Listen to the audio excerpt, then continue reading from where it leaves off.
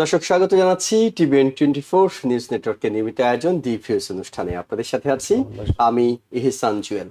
আমরা আজকের অনুষ্ঠানের শুরুতে আলোচনা করব প্রবাসে অর্থাৎ বাংলাদেশের বাইরে সর্ববৃহৎ মহান একুশ উদযাপন করে থাকে সম্মিলিত মহান একুশ উদযাপন নামে এটি পালন করা হয়, তবে এটির মূল আয়োজক যারা ঢাকা বিশ্ববিদ্যালয় অ্যালামনাই অ্যাসোসিয়েশন অফ ইউএসএ, তাদের উদ্যোগে এটি গত এক যুগ ধরে সর্ববৃহৎ আকারে উদযাপন করা হচ্ছে এবং TVN24 নিউজ নেটওয়ার্ক এটি গত এক যুগ ধরেই সরাসরি সম্প্রচার করে আসছে, অর্থাৎ পুরো এই আয়োজনের সাথে সম্পৃক্ত থাকছে। আজকে আমরা স্টুডিওতে আমন্ত্রণ জানিয়েছি এই উদযাপনের বৃহৎ যে উদযাপন সেটির সবশেষ খবরগুলো জানতে, প্রস্তুতির খবরগুলো জানতে ঢাকা বিশ্ববিদ্যালয় অ্যালামনাই অ্যাসোসিয়েশন অফ ইউএসএ ইনকের প্রেসিডেন্ট জনাব SM আলম এবং একই সাথে জেনারেল সেক্রেটারি মোহাম্মদ রুহুল আমিন সরকার, আপনাদের দুজনকেই স্বাগত জানাচ্ছি। আমরা আলোচনার শুরুতে SM আলম আপনার কাছে একটু জানতে চাই, সেটি হলো বাংলাদেশে আমরা জানি 21শে ফেব্রুয়ারি উদযাপন করা হয় অনেক বৃহৎ পরিসরে, কিন্তু দেশের বাইরে যারা থাকেন তারা বিচ্ছিন্নভাবে এটি করে থাকেন। কোথাও শহীদ মিনার নেই, কোথাও পুরো আয়োজনে যেহেতু মধ্যরাত এটি করতে হয়, মানুষের আগ্রহের কমতি থাকে। সেখানে আপনারা বাংলাদেশের বাইরে সবচেয়ে বড় আয়োজনটি করছেন, কিভাবে এটি আজকের এই বড় আয়োজনে রূপ নিল? ধন্যবাদ জুয়েল ভাই, ধন্যবাদ সুপ্রিয় দর্শক শ্রোতা। আপনাদের সবাইকে প্রথমেই রমাদান মোবারক এবং TVN24 কর্মবৃন্দকে আমি ধন্যবাদ জানাচ্ছি আমাদেরকে সুযোগ করে এখানে আমন্ত্রণ করার জন্য। আজকে জুয়েল ভাই যে প্রশ্নটা করেছে, আমরা এই 21শে ফেব্রুয়ারি অনুষ্ঠান উদযাপন করে আসতেছি 2004 থেকে। আমরা তখন অন্যান্য সংগঠনের সাথে করেছি, যেটা হলো বাংলাদেশ সোসাইটি 2004 এবং 2005-এ আমরা বাংলা নাট্য দল, যেখানে আমি নিজেও ছিলাম, ওদের সাথে একত্রে করেছিলাম। 2006 থেকে তখন আমরা চিন্তা করেছি না, ঢাকা বিশ্ববিদ্যালয় এই জিনিসটা পালন করে আসতেছে এবং এটা ঢাকা বিশ্ববিদ্যালয়ের ঐতিহ্য, ভাষা আন্দোলনের শহীদদের প্রতি শ্রদ্ধা জানানো। সেই ক্ষেত্রে আমরা আস্তে আস্তে বিভিন্ন সংগঠনকে একত্রিত করেছি, যেখানে আমাদের সাথে প্রথম থেকেই ছিলেন এই Chittagong university, Rajshahi university, Jahangirnagar university. এই 4টা ইউনিভার্সিটি নিয়ে আমরা শুরু করি। তারপরে অন্যান্য বিশ্ববিদ্যালয়গুলি আমাদের সাথে একত্রিত হয়েছে। তখন আমরা এটাকে সম্মিলিত বিশ্ববিদ্যালয় অ্যালামনাই হিসাবে এই 21 উদযাপন করে আসতেছি। তারপর থেকে এখানে যে সমস্ত সামাজিক সাংস্কৃতিক সংগঠনগুলি ছিল, তাদেরকে আমরা আমাদের এই সংগঠনের সাথে 21 উদযাপন করার জন্য আহ্বান করি এবং তারা সবাই আমাদের আহ্বানে সাড়া দিয়ে আমাদের সাথে গত 30 বছরের উপরে এই উদযাপনটা করে আসতেছে। ঢাকার বাহিরে এটাই সর্ববৃহৎ 21শে ফেব্রুয়ারি উদযাপন হয়, যেটা বাংলাদেশের বাহিরে আর কোথাও এত সুন্দর করে আয়োজন করা হয় না। অ্যালামনাই অ্যাসোসিয়েশনের সেক্রেটারি রুহুল আমিন সরকার, আপনার কাছে সেটি হলো, আমরা এর আগে দেখছিলাম যে আপনাদের বেশিরভাগ প্রোগ্রামই কুইন্স প্যালেসে করছিলেন, মানুষজন এইটির সঙ্গে বেশি পরিচিত এবং তারা জানে যে সেখানে হয়। এবার দেখলাম আপনারা জ্যাকসন হাইটসের জুইস সেন্টারে এটি করছেন, কেন আপনারা এটি জুইস সেন্টারে সরিয়ে নিলেন? ধন্যবাদ জুয়েল ভাই, আপনাকে ধন্যবাদ TVN24 নিউজ নেটওয়ার্কের সকল কলাকুশলী কর্মকর্তাদেরকে, সেই সাথে TVN24 এর সকল সম্মানিত দর্শকদেরকে, আপনারা যারা দেখছেন। চমৎকার প্রশ্ন, সত্যিকার অর্থে। আমরা আমার সম্মানিত সভাপতি একটু আগে বলছিলেন যে এটি বহির্বিশ্বের অ্যাকচুয়ালি সত্যিকার অর্থেই সর্ববৃহৎ, সর্বজন সমাদৃত একটি অনুষ্ঠান। এবং আমরা ঢাকা বিশ্ববিদ্যালয় alumni association of USA Inc অত্যন্ত গৌরবের সাথে এই অনুষ্ঠানটা গত 30 বছরের মতো আমরা করে এসেছি এবং গত প্রায় এক যুগেরও বেশি সময় ধরে আমরা কুইন্স প্যালেসেই করছি। আপনারা একটু খেয়াল করলে দেখবেন যে এই বছরে এই সময়টা আমরা একটু ভিন্নতর সময়ের মধ্যে দিয়ে পার করছি এবং 21 উদযাপনটা এবারে শুরু হচ্ছে সত্যিকার অর্থে রোজার মধ্যে, আমাদের ধর্মীয় অবশ্য কর্তব্য একটি মাস মুসলমান ধর্মাবলম্বী মানুষদের। এবং এরকম একটি অবস্থায় গত 35 বছরে আমাদেরকে পড়তে হয়নি। তো তো এই প্রেক্ষিতে আমরা আসলে সত্যিকার অর্থে এই অনুষ্ঠানটাকে কিভাবে আমরা করব, কারণ 21 এবং রমজান দুটোই গুরুত্বপূর্ণ বিষয়।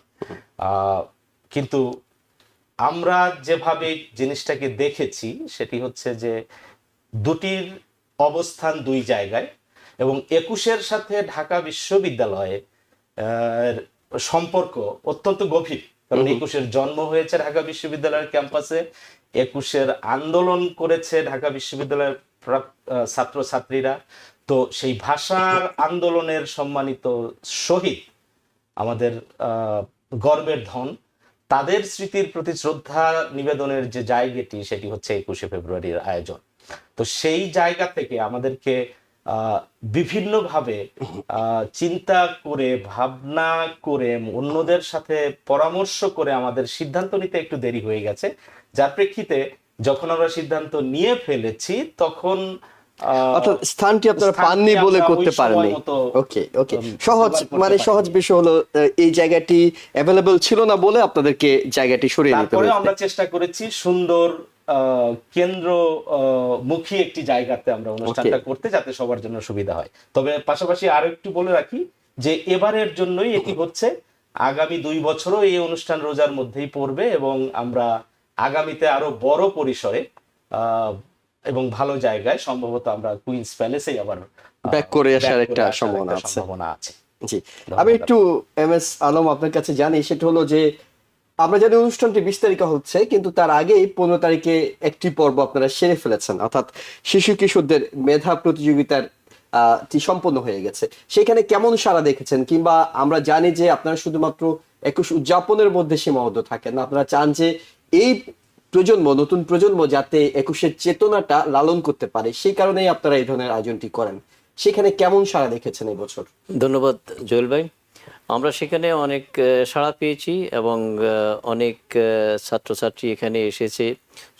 ছোট মনিরা এই শীতের মধ্যে দিয়ে যেভাবে এসেছে, আমরা অত্যন্ত আনন্দিত এবং উৎসাহিত তাদের আমাদের সাথে পার্টিসিপেট করার জন্য, এবং সাথে সাথে তাদের গার্ডিয়ানরাও খুব উৎসাহিত এরকম একটা অনুষ্ঠান আমরা আয়োজন করার জন্য। যদিও আমাদের 21-এর সাথে এটা রিলেটেড, যেহেতু আমরা ছোট বাচ্চাদেরকে আমাদের বাংলার ঐতিহ্য, বাংলা ভাষাটাকে চালু করার জন্য তাদের সাথে এটাকে আমরা তুলে ধরার জন্য এই অনুষ্ঠানটা আসলে এই শিশুদের মেধা প্রতিযোগিতা অংশগ্রহণ করা। তো আপনারা তো এটি প্রতি বছর করে আসছেন, মানে যে উদ্দেশ্য নিয়ে করছেন, যে নতুন প্রজন্মকে, দেশে বেড়ে ওঠা প্রজন্মকে 21-এর চেতনায় উদ্বুদ্ধ করা, সেই উদ্বুদ্ধ করার কাজটি কতটা করতে পারছেন? অর্থাৎ কানেকশনটা কতটা হচ্ছে, নাকি আসছে একটি পুরস্কার নিয়ে চলে যাচ্ছে, এর মধ্যে সীমাবদ্ধ? না, যারা আসছে তারা কন্টিনিউ আমাদের সাথে আছে, এবং তারা অন্যদেরকে ইনভাইট করে আমাদের সাথে নিয়ে আসতেছে। তাদের মধ্যেও বাংলা উচ্চারণ, বাংলার সংস্কৃতি, বাংলার গান, বাংলার বাউল, বাংলার এই শহীদ মিনার, এগুলি খুব উৎসাহিত করে তাদেরকে যখন আমরা তাদেরকে ডেকে নিয়ে আসি এগুলি প্রতিযোগিতা করার জন্য। তারা খুবই আনন্দিত, এবং আমরা খুব সাড়া পাচ্ছি তাদের কাছ থেকে। জি, রুহুল আমিন সরকার, আপনার কাছে যে বিষয়টি জানবো, 20 তারিখ রাত 8টায় আপনারা শুরু করছেন। পুরো আয়োজনটিতে কতগুলো সংগঠন অংশ নিচ্ছে? কি কি আপনাদের আয়োজনে থাকছে? একেবারে শেষ মুহূর্ত পর্যন্ত আয়োজনগুলো দর্শকরা যারা জানতে চায় তাদের যদি একটু জানান। নিশ্চয়ই, ধন্যবাদ আপনাকে আবারও। আমাদের 20 তারিখ 21-এর মূল আয়োজন, যেটি একটু আগেই বললাম, জ্যাকসন হাইটসের জুইস সেন্টারে অনুষ্ঠিত হবে। আমরা বাংলাদেশে যেমন 20শে ফেব্রুয়ারি রাতে 21-এর অনুষ্ঠানমালা শুরু হয়, এবং 12টা 1 মিনিটে গিয়ে শহীদ মিনারে পুষ্পস্তবক অর্পণের মধ্যে দিয়ে আমরা এই আয়োজনটা সম্পন্ন করি। ঠিক একই আদলে আমরা এখানেও ওই আমাদের 21-এর উদযাপনটা আমরা সম্পন্ন করি। তো এবারে যেহেতু রোজা, সেই কারণে আমাদের অনুষ্ঠানটি শুরু হবে রাত 8টায়, ইফতার এবং নামাজের পরেই, এবং 8টা থেকে শুরু করে একটানা রাত্রি 11:30 পর্যন্ত অনুষ্ঠানমালা চলবে। 11:30 থেকে আমরা চলে যাব শহীদ মিনারে, অস্থায়ী শহীদ মিনারে পুষ্পস্তবক অর্পণের প্রক্রিয়া সম্পন্ন করতে। তো এই 11:30 পর্যন্ত যেই অনুষ্ঠানমালা থাকছে, এর মধ্যে আমাদের সাথে এই নিউ ইয়র্কের 7টি বাংলা ভাষা এবং সংস্কৃতি প্রশিক্ষণ কেন্দ্র, যেগুলো যে বাংলা শিক্ষার যে স্কুলগুলো, সেই 7টি স্কুল আমাদের সাথে অংশগ্রহণ করছে, যারা বরাবরই আমাদের সাথে এই আয়োজনে শরিক হয়ে থাকে। পাশাপাশি প্রায় 30টির মতো সামাজিক সাংস্কৃতিক পেশাজীবী আঞ্চলিক সংগঠন আমাদের সাথে, আজ পর্যন্ত 30টির মতো সংগঠন অলরেডি তাদের নাম লিপিবদ্ধ করেছে, এবং আমার বিশ্বাস আগামী 2-3 দিনে এই সংখ্যা আরো বাড়বে। আমরা আমাদের সাধ্য দিয়ে, আমাদের বুদ্ধি, চিন্তা এবং সৃজনশীলতা দিয়ে আমরা বরাবরই চেষ্টা করি এই অনুষ্ঠানটাকে সুন্দর, পরিশীলিত একটি অনুষ্ঠান এই প্রবাস থেকে মানুষকে উপহার দিতে, এবং মূল উদ্দেশ্য ভাষা শহীদদের প্রতি শ্রদ্ধা জ্ঞাপন। এবং একটু আগে যেটি বলছিলেন সেটি হচ্ছে, আমরা নতুন প্রজন্ম, আমাদের এইখানে জন্ম নেয়া বেড়ে ওঠা আমাদের শিশু সন্তানেরা, তাদের মাঝে আমাদের ভাষা, আমাদের সংস্কৃতি, আমাদের চেতনাকে ছড়িয়ে দিতে, পরিচিত করতে এবং তাদের ভেতরে এই বীজ রোপণ করতে আমরা প্রতি বছরই চেষ্টা করে থাকি, এবং আমরা অত্যন্ত গর্বের সাথে বলতে পারি যে এই প্রক্রিয়ায় আমরা অনেকটাই সফল হয়েছি।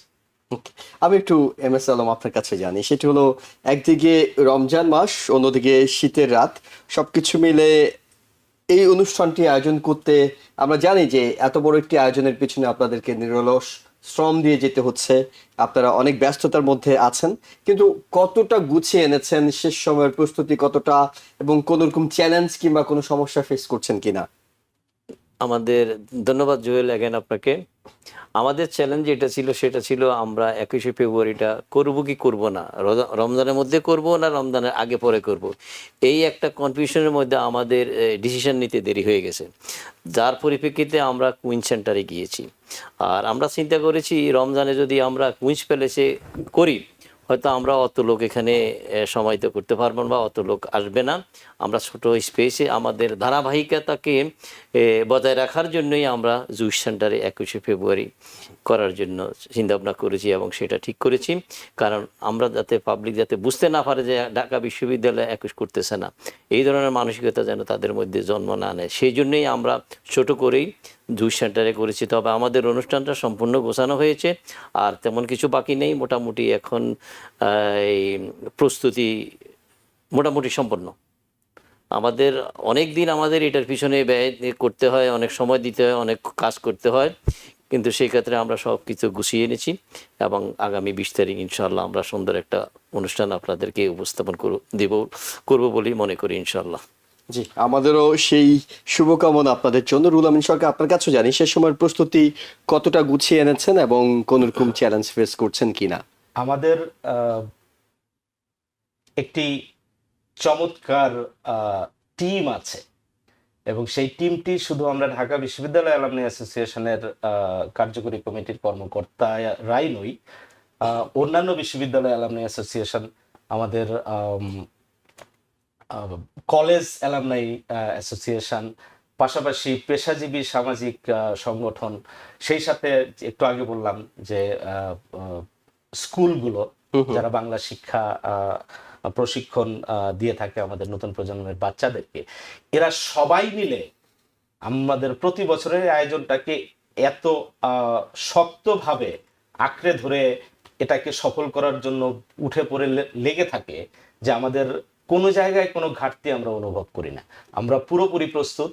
আমরা শুধু অপেক্ষা করছি এখন 20 তারিখের জন্য, এবং আমি যদি আমার হাতে 30 সেকেন্ড সময় থাকে, আমি হয়তো এই সুযোগে আমি প্রবাসী বাংলা ভাষাভাষী সকলকে আহ্বান জানাচ্ছি, বিনীতভাবে আমন্ত্রণ জানাচ্ছি।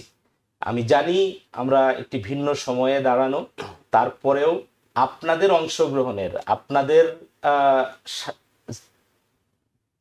শ্রদ্ধার্ঘ্য অর্পণের সুযোগ সৃষ্টি করার নিমিত্তেই আমরা এই আয়োজনটি করেছি। আপনারা আপনাদের সময় মতো অনুষ্ঠান স্থলে আসবেন, আমরা অপেক্ষা করব আপনাদেরকে স্বাগত জানাতে, এবং আপনাদের সবাইকে সাথে নিয়ে ভাষা শহীদদের প্রতি শ্রদ্ধার্ঘ্য নিবেদন করব। জি, প্রেসিডেন্ট MS আলম, আপনার কাছে একটু জানি, সেটি হলো যে আপনারা করছেন ঢাকা বিশ্ববিদ্যালয় অ্যালামনাই অ্যাসোসিয়েশনের উদ্যোগে, কিন্তু সহায়তা অনেকগুলো ইউনিভার্সিটি অ্যালামনাই অ্যাসোসিয়েশন আছেন, তাদের সাথে সমন্বয়গুলো কিভাবে করছেন? মানে তারা আপনাদেরকে কতটা সহযোগিতা করছে, তাদের কাছ থেকে কি ধরনের সহযোগিতা পাচ্ছেন? তাদের কাছ থেকে আমরা যে ধরনের সহযোগিতা আমাদের প্রয়োজন, আমরা তাদের সাথে যোগাযোগ করি, তাদের সাথে কথা বলি, তাদের সহযোগিতাগুলি আমরা নিয়ে নিচ্ছি এবং তারা উইলিংলি আমাদেরকে সহযোগিতা করতেছে। কারণ ব্যাপারটা যদিও মনে করেন সম্মিলিত বিশ্ববিদ্যালয় অ্যালামনাই, কিন্তু উদ্যোগটা ঢাকা বিশ্ববিদ্যালয়, কিন্তু সহযোগিতা অন্যান্য বিশ্ববিদ্যালয়ের। এবং আমরা খুবই আনন্দিত এবং সবাই আমাদেরকে স্বতঃস্ফূর্তভাবে সাহায্য করে। সাথে সাথে সাংস্কৃতিক গ্রুপগুলি, যে সমস্ত সাংস্কৃতিক স্কুলগুলি আছে, ওনারা খুব আনন্দের সাথে আমাদের সাথে একত্রতা বোধ করে এবং তারা আমাদেরকে সহযোগিতা করে। এবং তাদের সহযোগিতা ছাড়া আমাদের পক্ষে হয়তো এই সাংস্কৃতিক অনুষ্ঠানকে পুরোভাবে উপস্থাপন করা সম্ভব হইতো না। এটার জন্য আমি এই সাংস্কৃতিক গ্রুপের নেতৃবৃন্দ এবং সাংস্কৃতিক গ্রুপের ছোট ছোট ছেলে মেয়েদেরকে কৃতজ্ঞতা জানাচ্ছি এবং তাদেরকে আন্তরিক ধন্যবাদ জানাচ্ছি। সাথে সাথে এটাও বলি, আমরা যেহেতু সময় মতো সিদ্ধান্ত নিতে পারি নাই বিদায় আমরা জুইস সেন্টারে গেছি, তবে আগামীতে আপনাদেরকে আমন্ত্রণ জানাচ্ছি, আবার আমরা কুইন্স প্যালেসে ব্যাক করব আগামীতে ইনশাল্লাহ। এটার জন্য আর কোনো অসুবিধা হবে না। আপনাদের সবাইকে 20 ফেব্রুয়ারি আমাদের অনুষ্ঠান দেখার জন্য এবং শহীদদের প্রতি শ্রদ্ধা জানার জন্য আমন্ত্রণ জানাচ্ছি। আপনারা সবাই আসবেন। আর TVN24 আমাদের মিডিয়ার পার্টনার, ওনাদেরকেও আমি ধন্যবাদ জানাচ্ছি আমাদের এটাকে সম্প্রচার করার জন্য এবং আমাদের এই অ্যাডটা তাদের এই TVN করে দেওয়ার জন্য ওনাদেরকে অনেক অনেক ধন্যবাদ। আমরা ওনাদের কাছে অনেক কৃতজ্ঞ। ধন্যবাদ। আপনারা সবাই আসবেন এবং সাথে সাথে রমাদান মোবারক। আল্লাহ হাফেজ। অনেক ধন্যবাদ আপনাকে।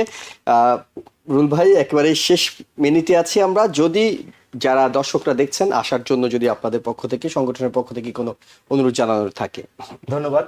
আমি আগেই বলেছি, আপনাদের সবাইকে, দল মত ধর্ম জাতি নির্বিশেষে সবাইকে আমন্ত্রণ জানাচ্ছি আজকের TVN24 এই অনুষ্ঠান থেকে।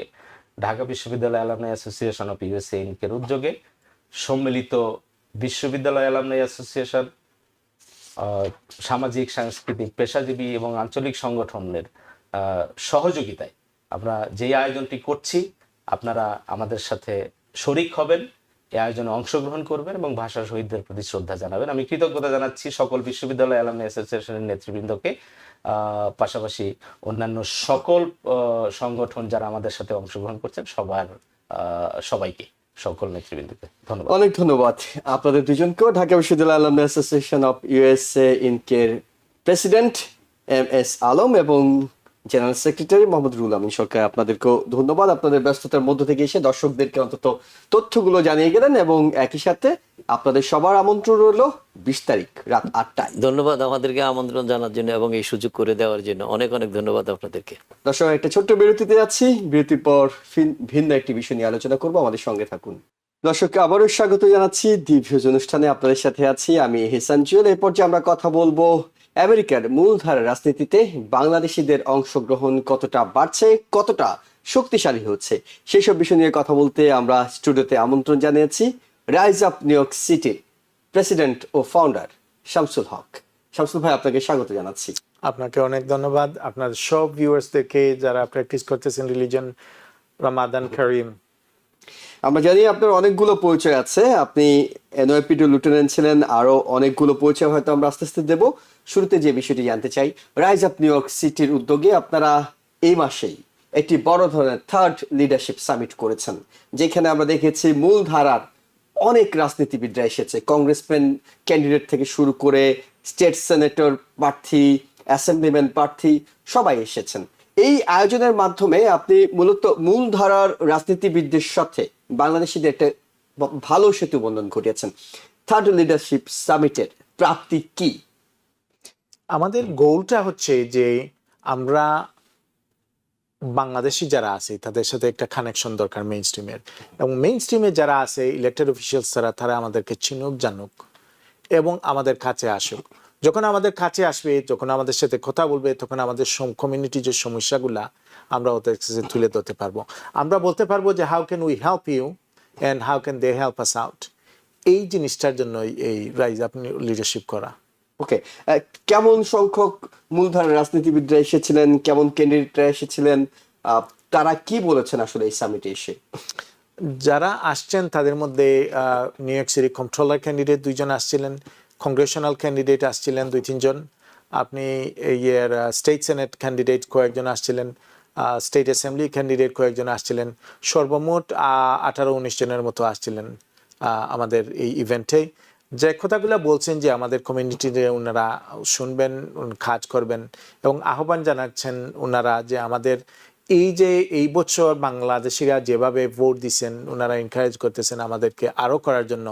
আর আমরাও প্রতিশ্রুতি দিয়েছি যে আমরা বাংলাদেশি যারা আছে অবশ্যই আমরা আগে ছিল 9-10% মানুষরা ভোট দিত, এখন এই বছর এই যে গত বছরটা গেল যখন প্রাইমারি ইলেকশনে 42% মানুষরা ভোট দিছে বাঙালিরা এবং জেনারেল ইলেকশনে 50% ভোট দিছে, which is very good. Nevertheless if you look at the whole picture, আমরা কেন যাইতে পারবো না 70-80% or 90% ভোটের পার্টিসিপেশনে? সো এই আর একটা যে কাজটা আমরা রাইজ আপের পক্ষ থেকে করতে চাইতেছি। অর্থাৎ জনগণকে সম্পৃক্ত করা, জনগণকে অনেক বেশি উৎসাহিত করে তোলা। আপনারা এই সংগঠন থেকে ভোটার রেজিস্ট্রেশন থেকে শুরু করে নানা সময় শুধুমাত্র মূলধারা রাজনীতিতে সক্রিয় করার কথাই বলছেন। জি, আমরা এটাই বলতেছি, কারণ এই দেশটা হচ্ছে আমাদের। আমরা মনে করি অনেকে আমি তো গেছি আমেরিকায় বা আসছি আমেরিকায়, আমি চলে যাব বাংলাদেশে, ওইখানে বিল্ডিং হবে, ওইখানে থাকবো, retirement, but it's not feasible. আমি এই দেশে আসছি 25 বছর আগে, কিন্তু আসার পরে তো এখন রিটায়ার্ড হয়ে গেছি, বাট আমার সব ফ্যামিলি মেম্বার্সরা এখন এইখানে, যার জন্য আমার বাচ্চারা এখানে, আমার বাতিজা বাতিজ সবগুলা এখানে আমাদের। তো এখানেই খুব সম্ভবত আমরা থাকবো, আর যখন আমরা থাকবো তখন এই দেশের জন্য কাজ করা, এই কমিউনিটির জন্য কাজ করাই আমাদের উত্তম। আমরা জানি, পরিচয় করে দিচ্ছিলাম দর্শকদেরকে, আপনি রাইজ আপ নিউ ইয়র্ক সিটির ফাউন্ডার অ্যান্ড প্রেসিডেন্ট, একই সাথে এনওয়াইপিডির রিটায়ার্ড লিউটেন্যান্ট হিসেবে দায়িত্ব পালন করছেন। কিন্তু এর বাইরে আপনার বেশ কিছু পরিচয় আছে। আপনি সিটি ইউনিভার্সিটি অফ নিউ ইয়র্কের ট্রাস্টি হিসেবে আছেন, আপনি কিউনি ইউনিভার্সিটি স্টুডেন্ট সেনেটের চেয়ারম্যানের দায়িত্ব পালন করেছেন, আপনি লাগুয়ারিয়া কমিউনিটি কলেজের স্টুডেন্ট গভর্নমেন্টের প্রেসিডেন্টের দায়িত্ব পালন করেছেন। এবং আমাদের এই অনুষ্ঠানে যখনই বাংলাদেশিরা কোথাও রান করে কিংবা বাংলাদেশি যে কোনো ভোটের আগে আমরা আপনাকে নিয়ে আসি, আপনার কাছ থেকে শুনি যে কোথায় আসলে আমাদের সক্রিয় অংশগ্রহণ আমাদের রাজনীতিতে এই কমিউনিটিকে শক্তিশালী করতে পারে। কিন্তু এবার আপনার কাছে ভিন্ন প্রশ্ন করতে চাই। আপনি সবসময় পরামর্শ দিয়ে থাকেন ভোট দিতে, আপনি সবসময় প্রার্থীদের পক্ষে প্রচারণায় অংশ নেন, কিন্তু আপনাকে কবে নাগাদ এই ইলেকশনগুলোতে পাওয়া যাবে? অর্থাৎ আপনি কবে প্রার্থী হয়ে কাজ করবেন, কবে আপনি জনগণের কাছে ভোট চাইবেন কিংবা জনগণের সেবা করার সুযোগ নেবেন? এটা হয়তো খুবই তাড়াতাড়ি আসতে পারে, কিন্তু এর আগে আমি শুধু একটা জিনিস আপনাকে, আপনার ভিউয়ার্সদেরকে বলি। যখন জোহরান মামদানির ইলেকশনের সময় যখন উনি পোলিং করতেছিল 9-10%, তখন আপনার এই অনুষ্ঠানে আমি এসেছিলাম এবং আমি বলছিলাম যে উনি উইন করবে, এবং আমি বলছিলাম কি জন্য উইন করবে, যে ওনার যে ডোর নাকিং যে অপারেশন, ওনার যে volunteer operation, they were the strongest we have ever seen. So and at that time lots of people didn't believe it, but alhamdulillah, he won. যে জিনিসটা আমাদের করবে, আমাদের তো ইনফ্রাস্ট্রাকচার নাই কোনো, যদি আমাদের কমিউনিটি থেকে মেইন স্ট্রিমে যাইতে হয়, আমরা অনেক সময় আমাদের শর্টকামিংস থাকে। শর্টকামিংস হচ্ছে যেগুলা, যে আমরা কিভাবে ক্যাম্পেইন করব, কিভাবে মেইন স্ট্রিমে ক্যাম্পেইন করব, আমাদের ক্যাম্পেইনটা লিমিটেড হয়ে যায় অনলি বেঙ্গলি কমিউনিটির মধ্যে থেকে। সো আমাদের এই যে জায়গায় বসা আছে আপনাদের স্টুডিও, এই এরিয়া জামাইকা না, এটা হচ্ছে জ্যাকসন হাইটস, উডসাইড, এলমার্স্ট অ্যান্ড ম্যাসবেথ এরিয়াতে একটা অ্যাসেম্বলি ডিস্ট্রিক্ট আছে 30।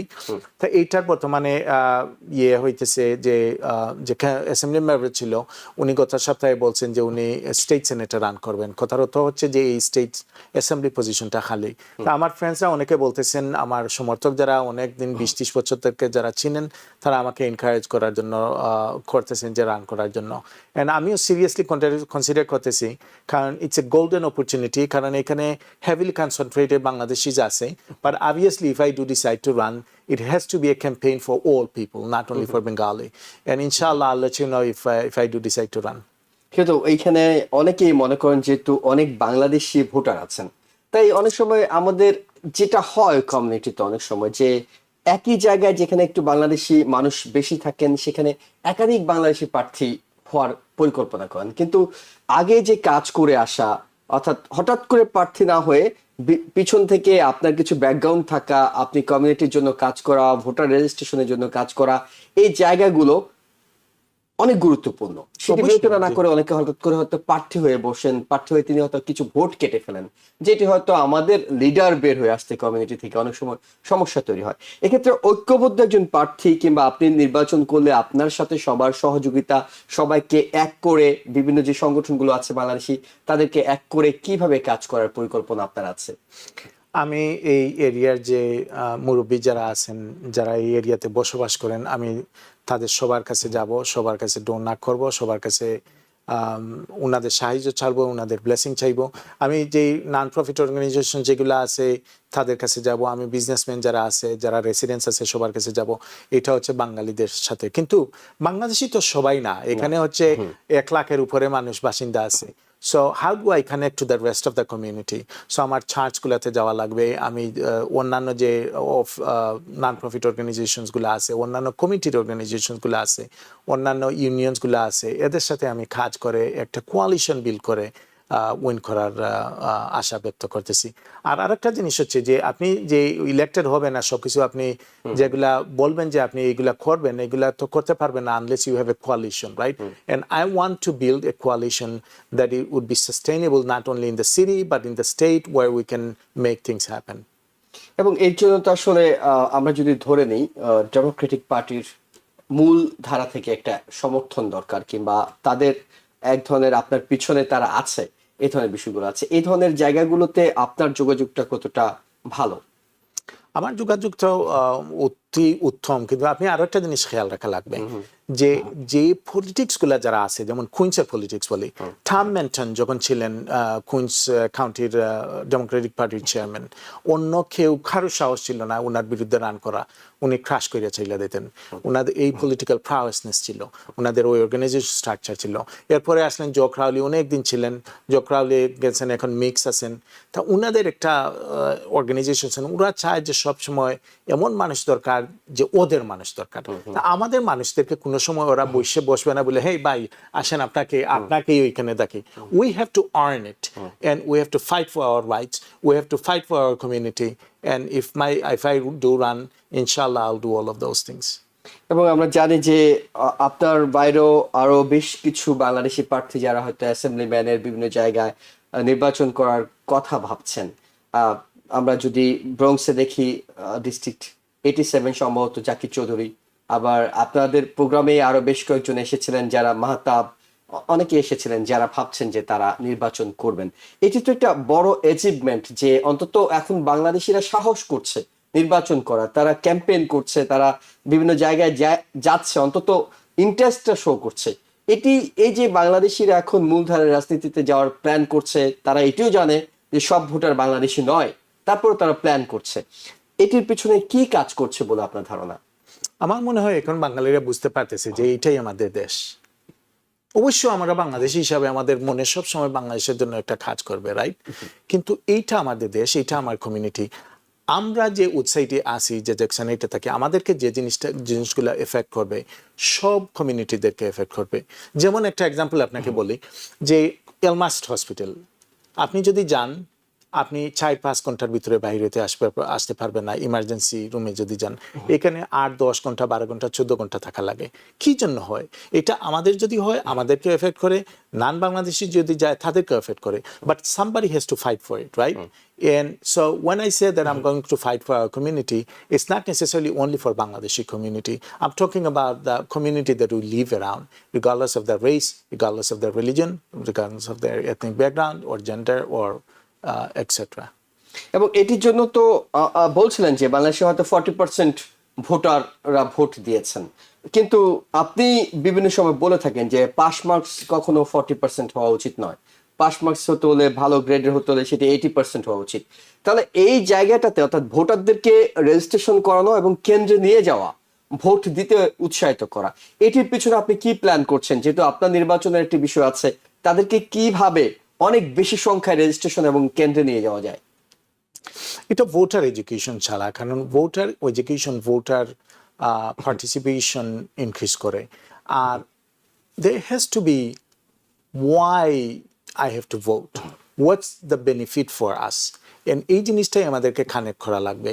Why should we vote? Because as an American citizen, right, it's a privilege that you're going to vote. Around the world, more than half, 6-7 billion people আছে, right? এর মধ্যে less than half of the people are allowed to vote. And it's a privilege, and if you are not participating that voting right, then you are not a outstanding citizen. But at the same time, যারা পলিটিক্সে run করে বা যারা সচেতন মানুষ, তারাও ওনাদেরকে connect করা যে হেই, আপনি যে ভোটটা দিতেছেন পাবলিক পলিসিস গুলাই তো এফেক্ট করতেছে আমাদের লাইফ। আপনি বাসা থেকে বাইর হন, সমস্ত দিন ঘুরে আসেন, আপনার বাসায় ঢুকেন, ইভেন বাসায় যখন বসছেন তখন যে আপনার ট্যাক্স বাড়তেছে, পানির বিল বাড়তেছে, ইলেকট্রিসিটি বাড়তেছে, আপনি যে এফোর্ডেবিলিটি আপনি যে করতে পারতেছেন না নিউ ইয়র্ক সিটিতে থাকতে, এই জিনিসগুলো তো somehow is affecting. And the only way you can make those changes if you are getting out and vote. আমার নিজের পরিবারের, আমার ভাই বোনেরা চলে গেছে বাফেলোতে, ওরা নিউ ইয়র্ক সিটি এফোর্ড করতে পারে নাই। We are family oriented people, but you know what happen, they could not afford to live here. এই জিনিসগুলা পলিসিগুলো চেঞ্জ করতে হলে হয় আপনি এলমাস হসপিটাল বলেন, এফোর্ডেবিলিটি বলেন, এই যেমন CUNY city university of New York, যেটাতে আমি সব স্টুডেন্ট বডির প্রেসিডেন্ট ছিলাম এক সময় 25 বছর আগে, 24 বছর আগে, তখন যে আমরা মনে করেন পে করতাম $1,600 একটা সেমিস্টারের টিউশন, এখন এই সেম বিলটা চলে গেছে মনে করেন 5,000-এ। It's unacceptable. একটা পাবলিক এডুকেশন যদি হয়, it should be reasonable, affordable, and it's not. So you have to fight for it, and we have to connect voters with that message that, hey, if you vote for it, then you can make good policies. তাহলে যদি district 30 থেকে আপনি নির্বাচন করে থাকেন, কোন কোন বিষয়গুলোকে আপনার নির্বাচনী এজেন্ডায় রাখবেন, আপনি যে এই সমস্যাগুলো সমাধান করার জন্য আপনি জনগণের কাছে ভোট চাইতে যাবেন? আমার তো কিছু অবশ্য এই নেইবারহুডে, বাই দ্য ওয়ে, আমি গত 33 বছর থেকে আছি within 1 mile radius. So I understand certain things I mentioned to you, affordability, Elmhurst Hospital, public safety. কিন্তু এর চেয়ে বড় যে জিনিসটা হচ্ছে, I want to listen to the people. যারা এই এরিয়াতে থাকে, ডিফারেন্ট ভিউজ, ডিফারেন্ট ওপিনিয়ন্স, ওনার কাছ থেকে আমরা জানতে চাই যে কী জিনিস। আর একটা জিনিস হচ্ছে, it's not my way or highway. We live in the same neighborhood. We have to listen to one another. We have to build consensus, and then we have to move forward. And that's the type of leadership that I'm going to bring in this assembly seat if I do decide to run. এবং এইখানে small বিজনেসের প্রচুর entrepreneurs আছে আপনার এই এলাকাটিতে, তাদের সমস্যা সমাধানে বিশেষ করে তারা যে প্রবলেমগুলো ফেস করে সেটা নিয়ে আপনার আলাদা কোনো পরিকল্পনা আছে কিনা? আমি যেমন যে বিজনেসগুলোতে যাই, জ্যাকসনাইটে বা ইভেন উডসাইটে বা এই এরিয়াতে, ওনারা অনেকে কমপ্লেন করে বিভিন্ন বিষয়ের ব্যাপারে, স্পেশালি চুরি করে, যে একজন মানুষ বারবার চুরি করতেছে, কোনো এফেক্ট হইতেছে না। কিন্তু আমি এইটার তো অবশ্যই একটা solution we have to find together, right? যে এই জিনিসটা কিভাবে অ্যাড্রেস করা যায়, কিভাবে যাতে স্টোর ওনারও কোনো ক্ষতি না হয়, বা এট দ্য সেম টাইম মনে করেন যে করতেছে কি ওনার কোনো মেডিকেল সমস্যা আছে, না উনি মনে করেন পভার্টির কারণে এই জিনিসটা করতেছে, না উনি ক্রিমিনাল ইনক্লিনেশন আছে ওইটার জন্য করতেছে। We have to look it into whole different things, but I do not want to assume everything, right? And that's the reason why I have to go and talk to this business owners and find out more about what are their concerns. এবং এই এলাকা নিঃসন্দেহে যারা বাংলাদেশি আছেন, বাস করছেন, আপনার ভোটারদের বাইরেও তাদের আত্মীয় স্বজন অনেকে ইমিগ্রেশনের সমস্যা নিয়ে ফেস করছেন, তাদের ব্যাপারে তারা জোরান মামদানিকে ভোট দিয়েছে কারণ তিনি ইমিগ্রেশনে যারা আছেন ইমিগ্রেন্ট পিপল তাদের পক্ষে কথা বলছেন। আপনি নিজে একজন ইমিগ্রেন্ট, সেই ক্ষেত্রে এটিও আপনার এজেন্ডায় কতটা গুরুত্ব পাবে? অবশ্যই গুরুত্ব পাবে। এই দেশটা হচ্ছে তো আসলে মনে করেন নেটিভ আমেরিকানসদের, রাইট? আপনি history of the world you have to look at, you can not just look at our last 300 or 400 years, right? If you look at the history for thousands of years, you will see that even যে Caucasian যে European যারা আসছে, তারা তো আসছে 200-300 বছর আগে, কেউ আসছে হয়তো 100 বছর আগে, 50 বছর আগে। কিন্তু এর আগে খেয়েছিল এখানে নেটিভ আমেরিকান ছিল, এখানে বসবাস ছিল। হিস্টোরিয়ানসের মতে এই যে নর্থ আমেরিকায় যে নেটিভসরা, তারা 2 মিলিয়নের মতো ছিল, মানে maximum estimate, the minimum estimate is 1 million. So মানুষরা জনগণ থাকতো। তা এখন যারা আসতেছে তাদেরকে আমরা তো প্রোটেক্ট করা লাগবে, unless they are committing serious crimes, that's a different story. কিন্তু একজন মানুষকে হঠাৎ করে আইস যেভাবে এসে ধরবে, এটা তো অ্যাকসেপ্টেবল না। আইসের যে প্রফেশনালিজম এটা নাই, ওরা মাস্ক পরে আসে। As a professional law enforcement member, you should not do this, you should not conduct your business in that way, and we have to find a solution for it. It's not acceptable. ওকে, একেবারে শেষ মুহূর্তে আছি আমরা। আপনি হয়তো ইলেকশনের rally করবেন, সেখানে 100-200 মানুষের সামনে কথা বলবেন, কিন্তু আজকে TVN 24 এর অডিয়েন্সে আপনার সামনে কয়েক হাজার মানুষ এখন আছেন, যারা আপনার বক্তব্য শোনার সুযোগ পাচ্ছেন এবং পরবর্তীতে ফেসবুক ইউটিউবেও তারা এই বক্তব্যগুলো শোনার সুযোগ পাবেন। যদি আপনি নির্বাচন করেন তাহলে ভোটারদেরকে, বিশেষ করে আমাদের কমিউনিটির ভোটার যারা আছেন, তারা টিবিএন এর রেগুলার দর্শক, তাদের জন্য কি বলবেন? আপনারা এই গত 20-30 বছর থেকে আমেরিকায় পার্টিসিপেট করতেছেন, ভোট দিতেছেন, অনেক মানুষদেরকে ইলেক্ট করতেছেন, আপনাদের কারণেই ইলেক্টেড হয়। এই জন্যই বাংলাদেশিদের কাছে অনেক ইলেক্টেড অফিসিয়ালস আছে। আমি বলবো আপনাদেরকে যে আমি আপনাদের একজন, আমি আপনাদের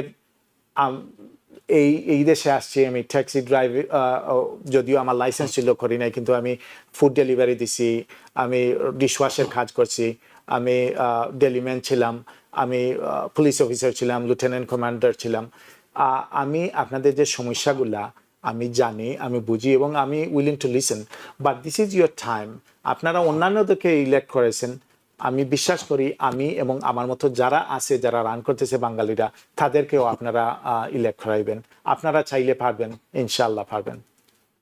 অনেক শুভকামনা থাকলো আপনার জন্য শামসুল হক, কারণ আমরা চাই আমাদের কমিউনিটি অনেক বেশি শক্তিশালী হোক, এবং শক্তিশালী হওয়ার একটা ওয়ে হলো আমাদের মধ্য থেকে লিডার বের হয়ে আসুক, যারা আমাদের কমিউনিটির স্বার্থ দেখবে, অ্যাজ ওয়েল এস আমেরিকান। অবশ্যই তিনি যে এলাকার লিডার হবেন সে এলাকার নাগরিকদের স্বার্থ দেখবেন, কিন্তু যত বেশি সংখ্যায় বের হয়ে আসবে, বিশেষ করে আগের প্রজন্ম থেকে, তাহলে তরুণরা যারা, তারাও অনেক বেশি উৎসাহিত হবে। তারা, আপনারা হয়তো অ্যাসেম্বলিম্যান হওয়ার কথা ভাবছেন, তারা হয়তো ভাইস প্রেসিডেন্ট হওয়ার স্বপ্ন দেখবে, এবং দেখানোর কাজটি কিন্তু আপনাদেরকেই পালন করতে হবে। সেই কাজটি আপনারা যথেষ্ট গুরুত্বের সঙ্গে করছেন। তাই আমরাও আমাদের সহযোগিতা সবসময় করার চেষ্টা করি যারা এই ধরনের বাংলাদেশি কমিউনিটি থেকে প্রার্থী হওয়ার পরিকল্পনা করেন। আপনার জন্য অশেষ শুভকামনা থাকলো, এবং একই সঙ্গে আপনাকে স্টুডিওতে আসার জন্য অসংখ্য ধন্যবাদ জনাব শামসুল হক। আপনাকে অনেক ধন্যবাদ আমাকে আমন্ত্রণ করার জন্য এখানে।